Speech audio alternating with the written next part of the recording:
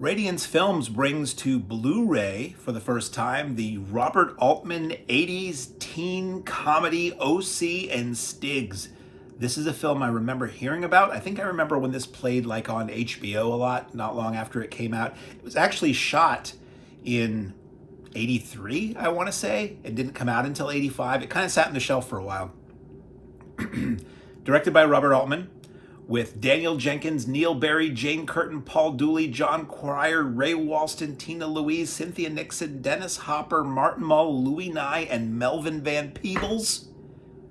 Comes with optional English subtitles based on a series of stories in National Lampoon magazine in the early 80s, and apparently bears very little resemblance to that by all accounts. So the story goes a little something like this. You have two suburban Phoenix, Arizona teens who for some reason really hate this guy who lives in their neighborhood named Schwab, who's portrayed by Paul Dooley. And they hate him, they hate his family. John Cryer is his sort of idiot son, and Jane Curtin is his alcoholic wife. And throughout the film, she's always taking a nip of something from hidden upon her person, concealed inside something else. It's a big joke that I didn't find funny whatsoever, that she's always constantly taking a sip and is drunk. And they're constantly trying to terrorize Paul Dooley and his family by sabotaging their insurance empire, or public appearances, or backyard barbecues, or running up his phone bill, or whatever. And basically the whole film it really isn't much more than that. It's consistently them trying to figure out ways of being wild and crazy young guys and sabotaging his and his family's lives. I really didn't like this movie at all. I think there's a reason why nobody talks about this movie. And there's extras. I'll say up front, I did not like this movie pretty much almost out of the gate. I'm like, the two main guys, I'm like, these guys are just annoying and just douche. And I never found it funny, like nothing in the movie.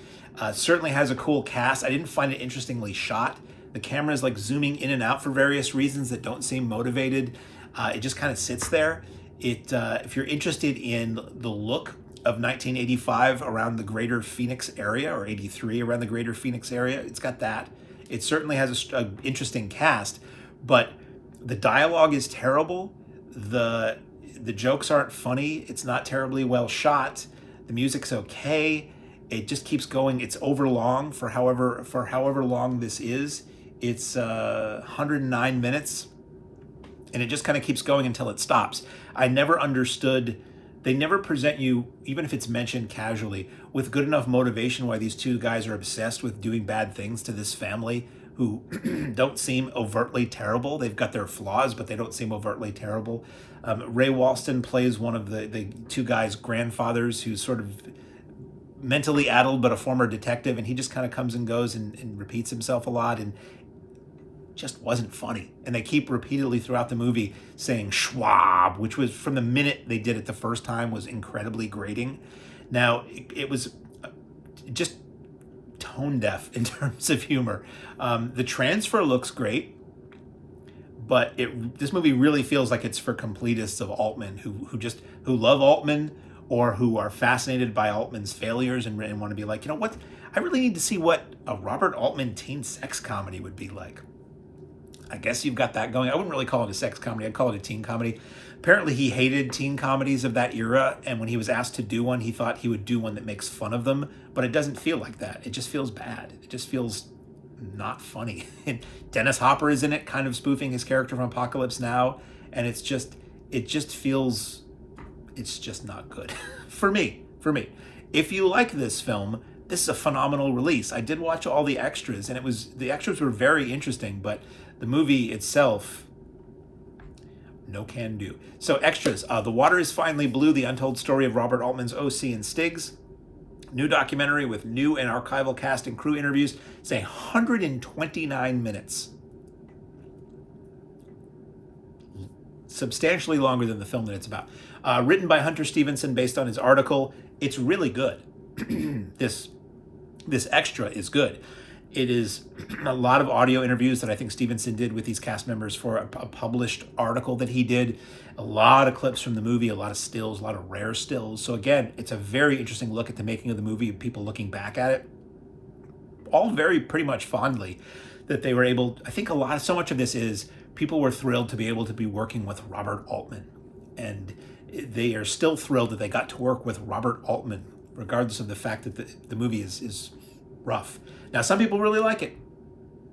Apparently it's developed a cult following, and people have said how much they love the movie and all that, and every movie is somebody's favorite movie. I'm just telling you, I really didn't like this film.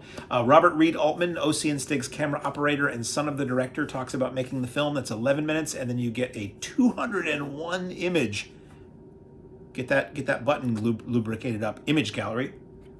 The packaging is your standard Radiance Films packaging, which has this little obi strip that you can slip out if you open up the case, front and the back. It is region A, so this is only for North America. You get the disc. The discs are usually pretty simple. Reversible cover gives you the original poster art there.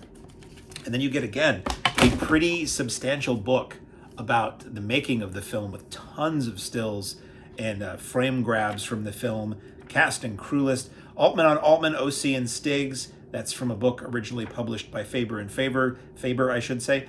That's an 8-page excerpt where he talks directly from the source about OC and STIGGS.